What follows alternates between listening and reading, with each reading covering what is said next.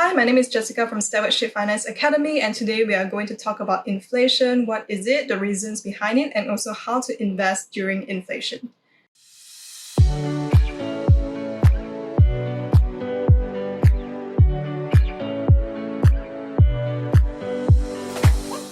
So first, let us talk about what is inflation. Inflation occurs when there is a general increase in the price of goods and services over a specific time period. It is commonly represented by the Consumer Price Index, otherwise known as the CPI, which tracks a representative basket of goods and services in an economy. And why do we need to care about inflation? Because it erodes our purchasing power. Cash will lose purchasing power over time. Say you have $1 today. 1 year later, if there's inflation, that dollar will buy you less items compared to what you can buy with it today. So for example, at 3% annual inflation, in 10 years' time, you will need to have $135 in order to match what $100 can buy you today. So you may think $135 compared to $100, it is not that big a deal, but if you have a big purchase, like you want to buy a house, it can cost you a few $100,000. So with that, you would need more money in the future to come up with that amount. So we can see that even retail consumers like us, we will feel the impact of inflation. It is not just something you hear on the TV or you think only businesses need to care about inflation, but no, it actually affects everyone. 1 million house become 1,350,000. Yeah, so that's actually many more money that you need to prepare in order to afford what you can buy today. So that's why we need to see how we can invest in order to overcome inflation. If not, our living quality, our living standards will definitely reduce over time. So perhaps you would have seen from the television sometime, the newscaster will be talking about inflation rate. And in the second half of 2022, the US CPI has actually hit a 40-year high. So we saw inflation rate exceeding 8% compared to the year before. So this has not happened since 40 years ago. So you can see that it has become a serious issue that everyone have to deal with. Things are getting more expensive. So then you would think about what are the reasons behind inflation? Why do we have inflation in the first place?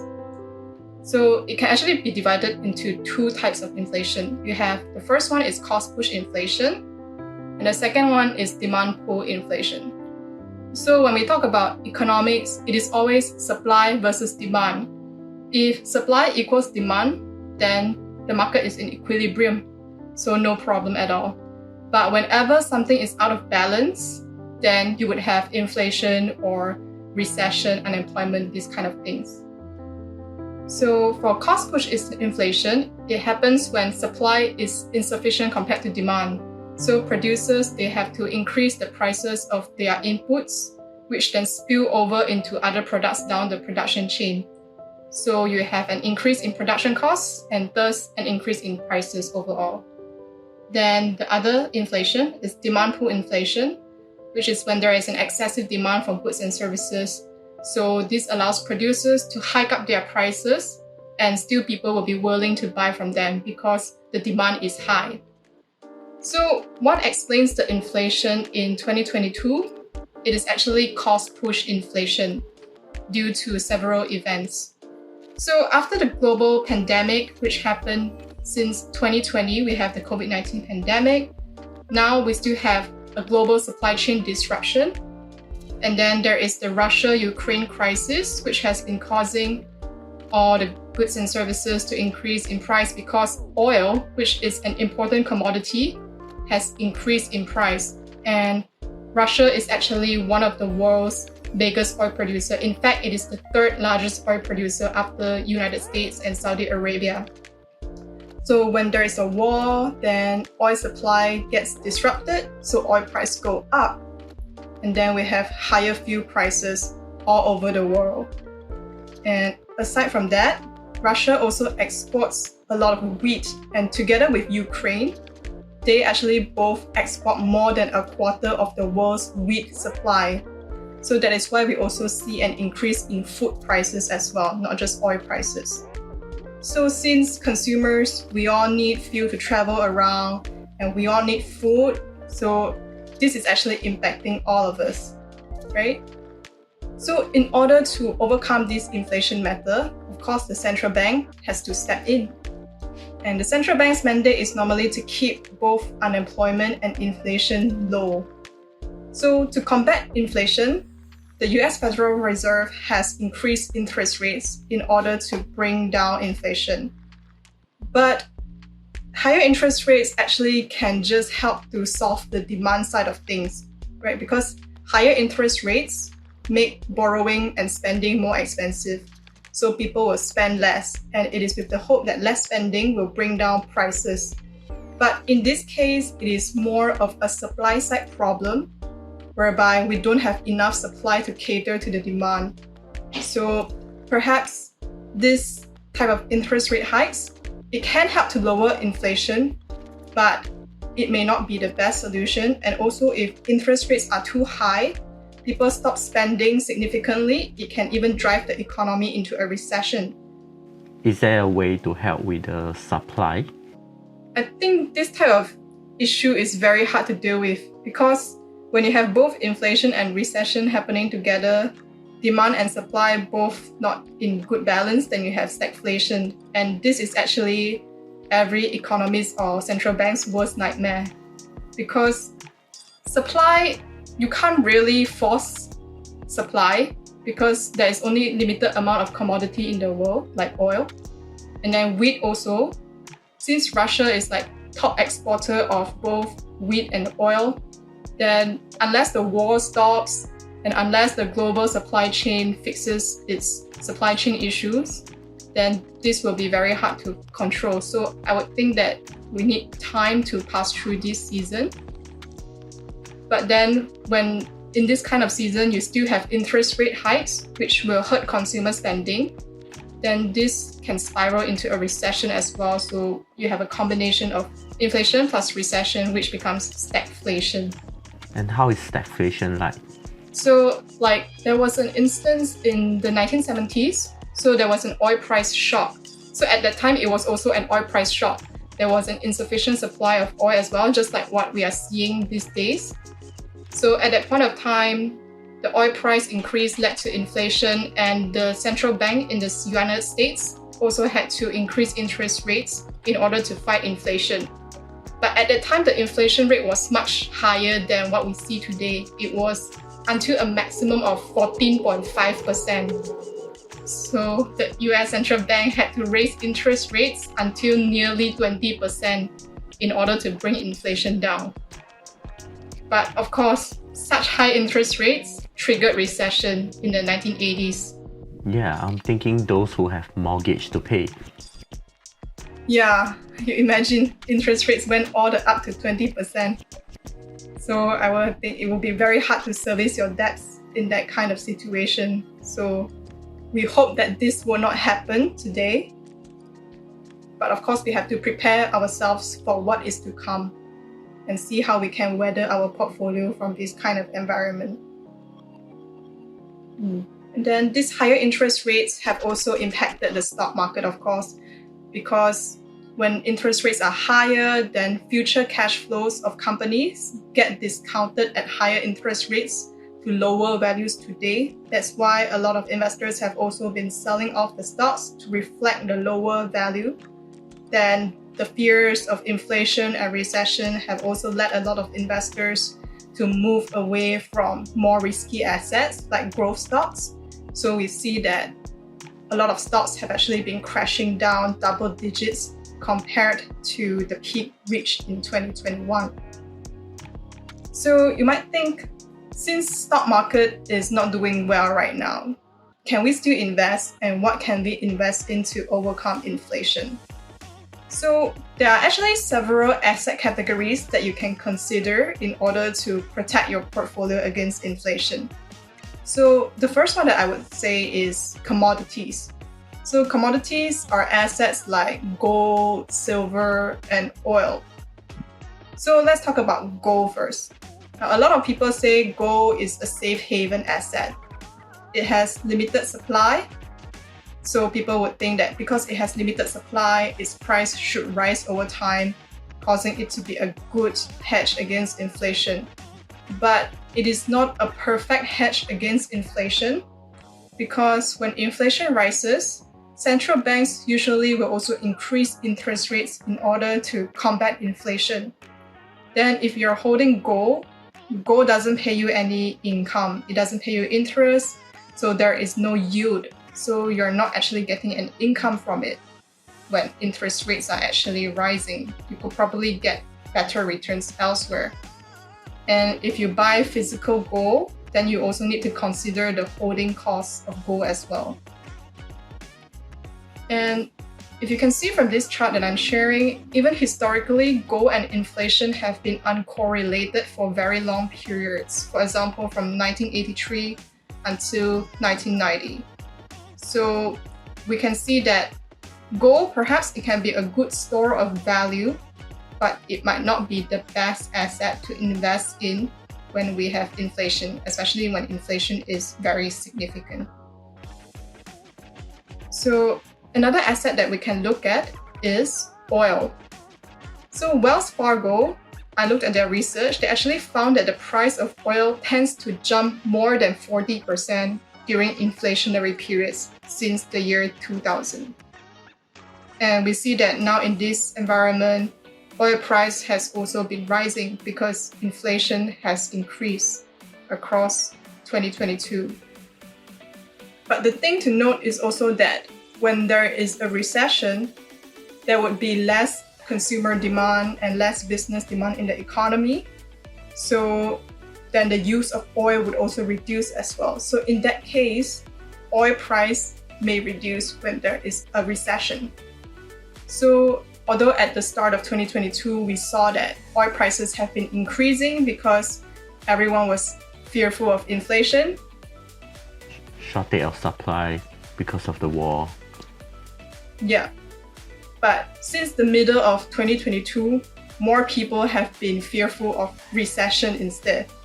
So that's why now we actually see oil prices rose for the first half of 2022, but now they're actually starting to decline because people fear recession more. Yeah, it's been hovering at a consolidation state for a while. Yeah, so if you want to invest in oil, it would be much better that you invest at the start of an inflationary period or even before, if you can expect that inflation will become a problem. And because now we are in a special situation like during 1970s where you have both inflation and recession fears together. So oil price will go up and then now it's starting to go down again. So it remains to be seen how it will perform for the rest of 2022 and even in 2023 and beyond. It can be too risky now to go in. Yeah, I would think we need to continue to monitor the market cycle and see if inflationary pressures can be reduced over time and whether people will become less fearful of recession if everything goes well and the central bank gets everything under control. So other than commodities, you can also look at real estate. So real estate investment trusts are actually companies that own and operate real estate. So say you want to invest in real estate, but you don't have a lot of capital, so people might say that I don't have a few $100,000, how can I buy a house and invest and get rental income from it? Well, it is okay because you have REITs, so you can still invest in real estate even though you have small amount of capital. And why we want to invest in real estate? Because property prices and rental income tend to rise when inflation rises. So in this case, property prices rise, other goods and services are rising as well. So if your rental income is increasing at the same time, you can still use your rental income to overcome the higher prices of goods and services that you need to buy. So in a way, it can help you to hedge against inflation as well. And also the good thing about REITs are that REITs tend to give out high dividends to their investors because they are obliged to pay out 90% of their net income as dividends to investors in order to get the best tax advantages. So if you invest in a REIT, you will also get consistent dividend income, which are likely to increase in absolute amount over time as the economy goes up over time, even during inflation. So I think REITs would be an attractive asset class. And then also ultimately, we are going to talk about the stock market. So some people may think that you cannot invest in the stock market anymore when there is inflation, and then you also have recession fears as well. But there are still good opportunities in the stock market. And when you invest in the stock market, you need to think sometimes short term, but also medium term and the long run as well, if you're really looking to build your wealth. What kind of stocks should we focus on? I would say there are several categories that you can focus on. So when we see inflation, we will want to invest in stocks with good pricing power. So for example, like Apple stock.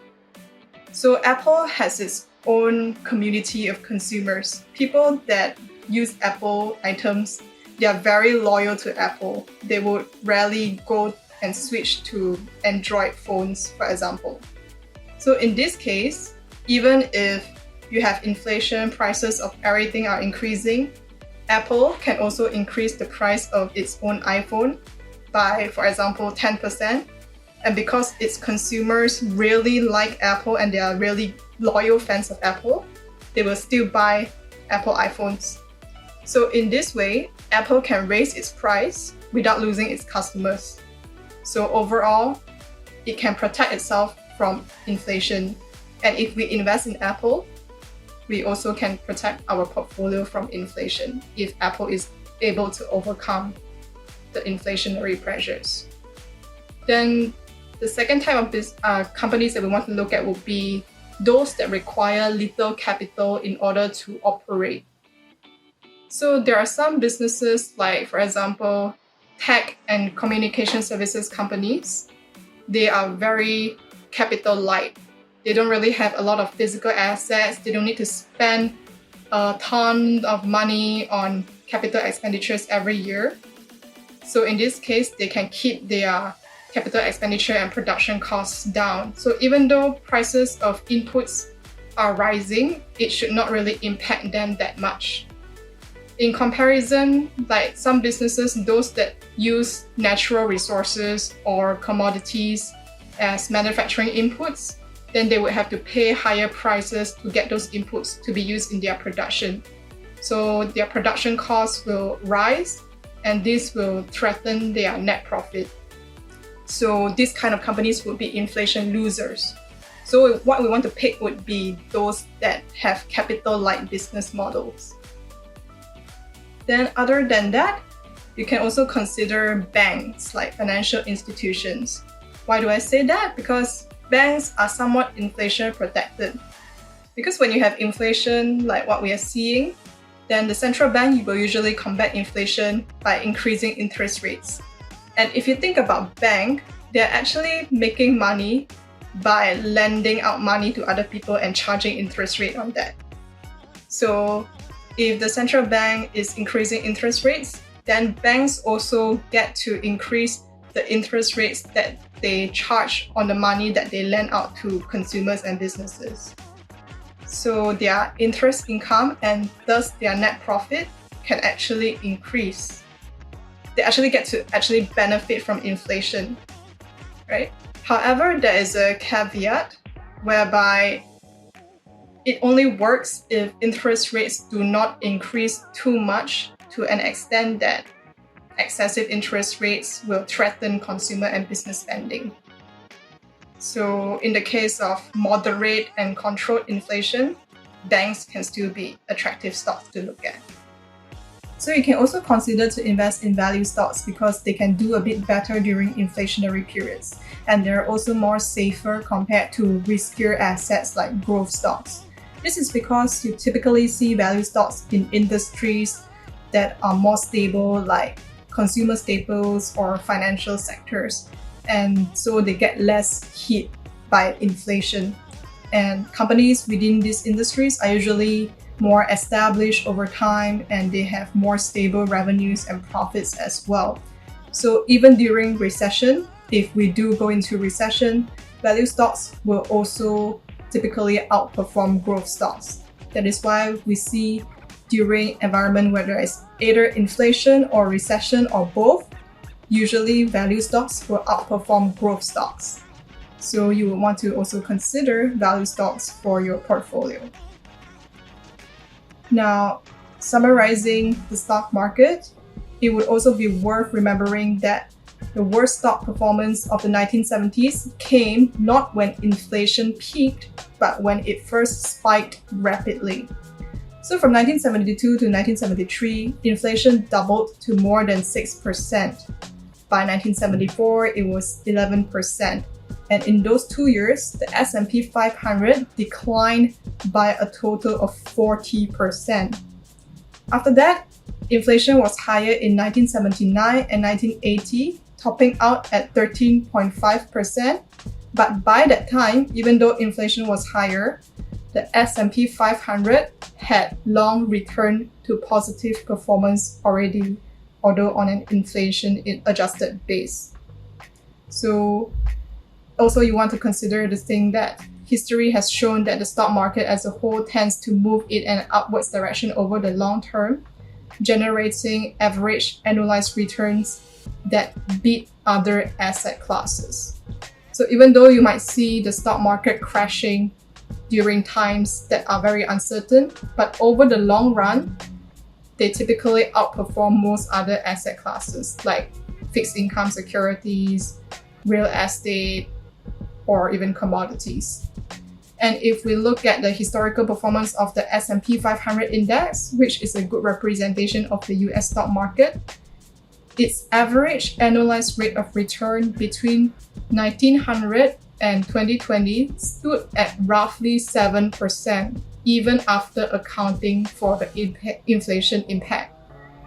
So just by simply investing in an ETF that tracks the S&P 500 index, you can already expect at least an average of 7% over the long run, even if there is inflation.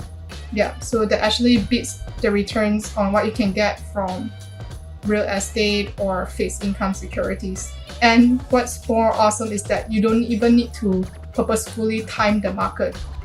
You can just invest passively and you can still get such good returns. Of course, if you do active investing, perhaps you can even get double-digit returns in the stock market. But that will require you to have more time to monitor the market and also learn the necessary skills like fundamental analysis in order to pick the stocks that will outperform the market as a whole.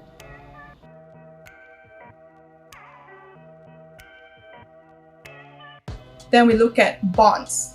In the case of bonds, fixed income securities are actually unattractive during times of inflation because bonds typically they pay out a fixed interest rate. So when interest rates are rising, the existing bonds with fixed interest rates, which are tied to the interest rates last time, they will appear to be unattractive because they are paying lower yields than what you can get when interest rates are rising.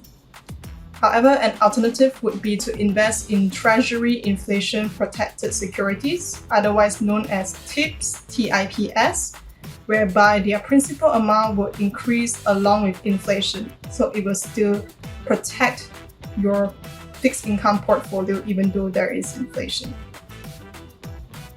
And lastly, we come to an asset class, which is also very not attractive during inflation, which is cash.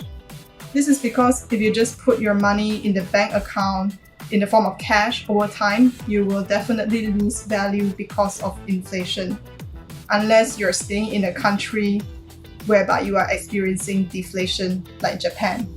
But that is a rare exception. Usually in most countries, you will have inflation every year, so your cash will lose value if you just leave it in the bank. However, if you want to consider your whole portfolio safety, you also want to keep in mind that the rule of thumb is to have 3 to 6 months of emergency expenses in the form of cash so that you can weather any unexpected events. But what is remaining after that should typically go towards investments that can help you to protect your portfolio against the impact of inflation. Yeah, so that we will not be panic selling all our investments when they are coming down. Yeah, like say if there is a recession, even though touch wood you lose your job, at least you still have some emergency expenses to get you through while you look for a new job.